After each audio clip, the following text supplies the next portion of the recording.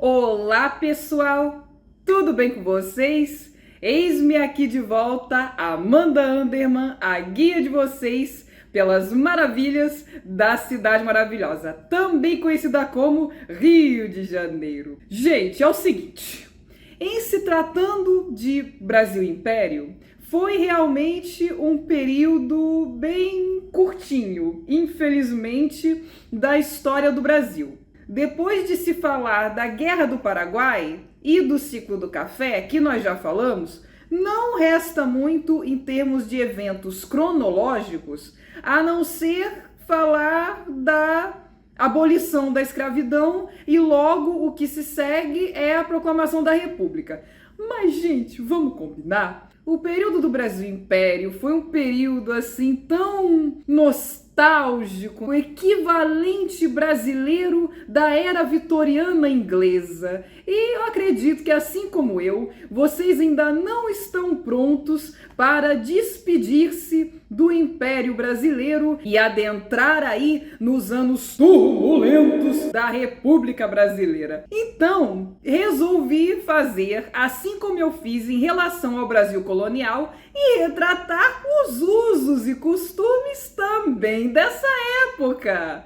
Não é não? E para aqueles que quiserem ler mais a respeito disso, recomendo a tetralogia da Mary Del Priore, sobre a qual eu falei na resenha do livro dela, que vou deixar nos cards aqui. Mas, antes de ir para o tema do vídeo, devo lembrá-los que estou oferecendo tours a pé, por enquanto, pela cidade do Rio de Janeiro, e todos eles estão descritinhos no meu site, cujo link estará na descrição desse vídeo, assim como no primeiro comentário fixado. Então é só vocês irem lá, clicarem, fazerem suas reservas, me mandarem mensagem de texto via WhatsApp para isso é muito importante. E vamos passear, meu povo! Vamos conhecer pessoalmente a Cidade Maravilhosa. Comigo, Amanda Anderman, a guia de vocês, é claro. Então agora, sem mais delongas, vamos direto para o tema do vídeo. Vocês já devem ter adivinhado, lendo o título, que este será mais um vídeo na mesma temática da missão artística francesa, que é sobre refinamento, coisas chiques, tudo coisa que a gente adora, até porque o período imperial brasileiro também foi a Belle Époque brasileira, ou pelo menos o início dela. Conforme eu já falei no vídeo sobre a Casa Cavé, que também deixarei aqui nos cards, a Belle Époque começou no Império Brasileiro e terminou no início da República. Mas calma, já vamos chegar lá. Em relação ao tempo do Império, o divisor de águas que se pode citar é o ano de 1870, porque pegando o gancho do vídeo em que eu falei sobre o crescimento da cidade do Rio de Janeiro com a separação de Dom João VI na Carlota Joaquina, daí para diante o Rio de Janeiro não só cresceu, como se desenvolveu, com melhoramentos urbanos sucessivos até o ano de 1870. Em 1870 é quando a industrialização, que já havia começado antes, de forma embrionária, se estabelece de fato no Rio de Janeiro. Também é quando o transporte suburbano de trens começa a ocorrer, apesar da ferrovia ter chegado em 1858. É a partir de 1860 que começa a haver realmente um tráfego ferroviário e, de fato, se vocês repararem, tanto aqueles que moram aqui no Rio como aqueles que vierem simplesmente turistar aqui no Rio, todos os bairros, a partir da Central do Brasil, a linha do trem é onde fica o centro daquele bairro. O trem pode-se dizer que levou o progresso para o subúrbio carioca. Além disso, em 1868 ocorre a chegada dos bondes puxados a burro, que começam a circular pela cidade do Rio de Janeiro. Quem aqui ainda é do tempo que os bondes circulavam, os elétricos, respondam nos comentários se já alguma vez pegaram o bonde andando. Não podia deixar de fazer esse trocadilho. Essa explosão urbana fez com que a população do Rio de Janeiro saltasse de 266 mil para 730 mil habitantes, ou seja, mais do que triplicou entre 1872 e 1904. E isso também se deve à chegada de imigrantes em torno de 1875.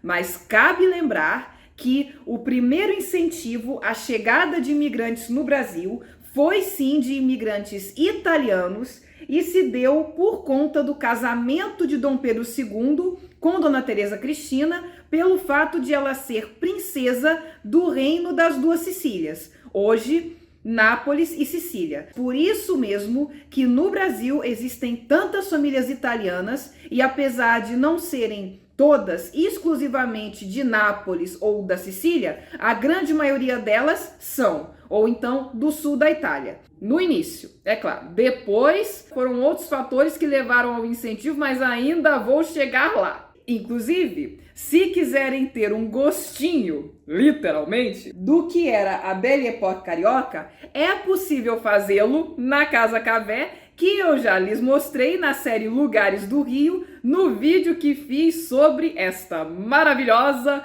confeitaria, que de fato era um dos ícones da Belle Époque carioca. Eu falei mais, inclusive, sobre a Belle Époque carioca neste vídeo que deixei nos cards, então não vou falar de novo aqui para não ficar repetitivo. Mas em se tratando de Belle Époque carioca, de Brasil Império, de refinamento, de cultura, não se pode falar disso sem falar, é claro, no romantismo. Foi nesta época também que surgiu o romantismo brasileiro, que foi inaugurado com a publicação do livro Suspiros Poéticos e Saudades, em 1836. E o romantismo ditou a moda das tendências culturais e artísticas durante praticamente todo o Império Brasileiro. Haviam, paralelamente, os poemas românticos e os folhetins, ou seja, a prosa romântica.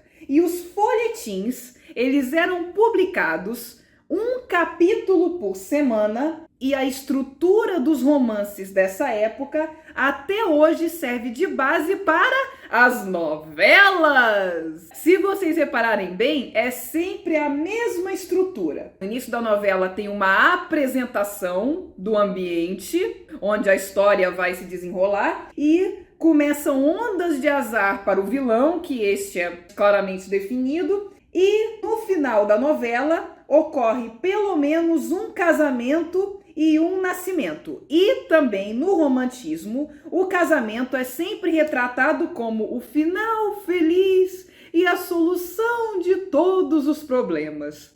Ah, quem nos dera. Diga-se de passagem que o primeiríssimo folhetim a ser publicado nesse estilo de um capítulo por semana foi o livro A Moreninha, que também serviu de tema para o filme de mesmo nome da década de 1970.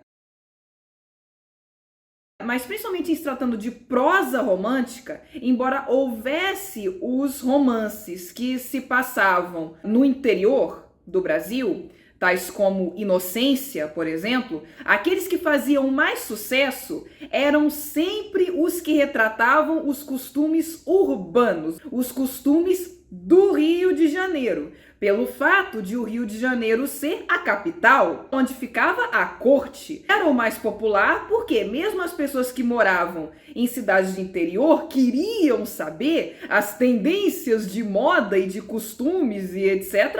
da corte. Essa ideia do Manuel Carlos de colocar todas as novelas dele no Rio de Janeiro e no Leblon, se vocês acham que isso foi uma ideia inovadora, algo de hoje em dia, ledo engano. O hábito de o Rio de Janeiro ditar tendências já vem, desde o século XIX. Aliás, já vem desde que o Rio de Janeiro virou capital do Brasil, na verdade. A poesia romântica Como todos nós aqui no Brasil aprendemos nas aulas de literatura do ensino médio, quem aí se lembra? Digam aqui nos comentários se vocês amavam as aulas de literatura, tipo euzinha, ou se vocês odiavam, não achavam que tinha nada mais enfadonho do que isso. Adoraria saber. Aliás, portugueses e pessoas de demais países de língua portuguesa que porventura estejam assistindo esse vídeo, pois é, meus amigos, nós temos essas aulas no ensino médio sobre romantismo e somos obrigados a ler os livros da prosa romântica, assim como os poemas românticos. E citarei alguns aqui caso vocês também queiram ler. Quero fazer um parêntese aqui. No vídeo que eu falei sobre o livro bomba, O Brasil de 1342, me desculpem, eu troquei os românticos. Na verdade, quem escreveu Iracema, que vou falar aqui, foi José de Alencar, e Gonçalves Dias, por sua vez, escreveu A Canção do Exílio, mas os dois são poetas românticos, só troquei as obras deles, perdoem. Mas então, sobre a poesia romântica, ela é separada em 3 gerações. A primeira delas é a geração indianista, enaltecedora do heroísmo indígena, com sentimento de patriotismo e idealização da natureza e da floresta como símbolo nacional. Repararam? Natureza. Minha terra tem palmeiras onde canta o sabiá. As aves que aqui gorjeiam, não gorjeiam como lá. Minha terra tem primores, que tais não encontro eu cá.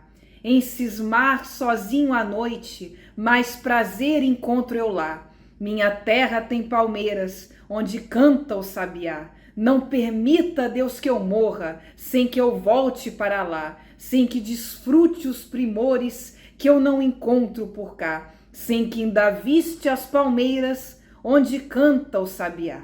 Enquanto que na Europa, nessa mesma época, porque o romantismo também estava em moda na Europa, se idealizava o cavaleiro medieval, aqui nós não tínhamos o cavaleiro medieval, vamos combinar, né? O que nós tínhamos de equivalente era o indígena, o nobre selvagem. Ele era o herói exaltado. E, por sua vez, na geração indianista, a mulher ideal, que é tema constante ao longo de todas as 3 gerações, era índia também. Não à toa que o principal livro de prosa romântica dessa geração foi justamente Iracema. E recomendo àqueles que não leram que leiam. A próxima geração é chamada de ultrarromântica ou mal do século. Aqui devia se colocar causa mortis amor nos obituários de todos esses românticos dessa geração, porque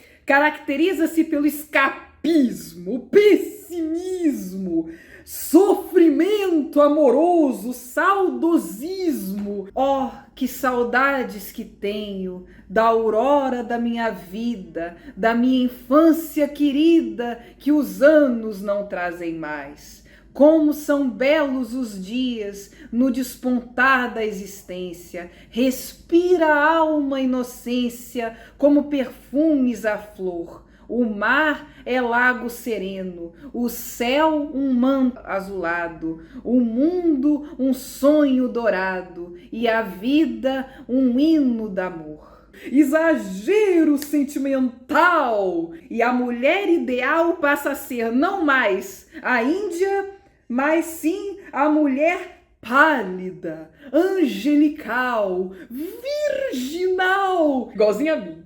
Brincadeirinha. O luto vivido pela perda da mulher amada é tema recorrente. Eles foram os inventores da sofrência. A terceira geração é a geração condoreira ou poesia social. Aqui já entra em cena uma transição para o estilo literário que seguiu, que foi o realismo. Já tem como característica a crítica social e política sem fuga da realidade, só que com imagens exageradas e uso de vocativos e exclamações que busca despertar a emoção e a ação do leitor. Lá na úmida senzala, sentado na estreita sala, junto ao braseiro, no chão, entoa escravo o seu canto, e ao cantar correm-lhe em pranto saudades do seu torrão.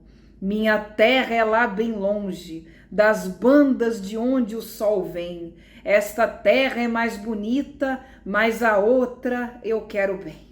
Não é bem um realismo propriamente dito ainda, mas já tem aí o embrião do realismo. E o maior poeta dessa geração é justamente Castro Alves, com os seus poemas criticando a escravidão.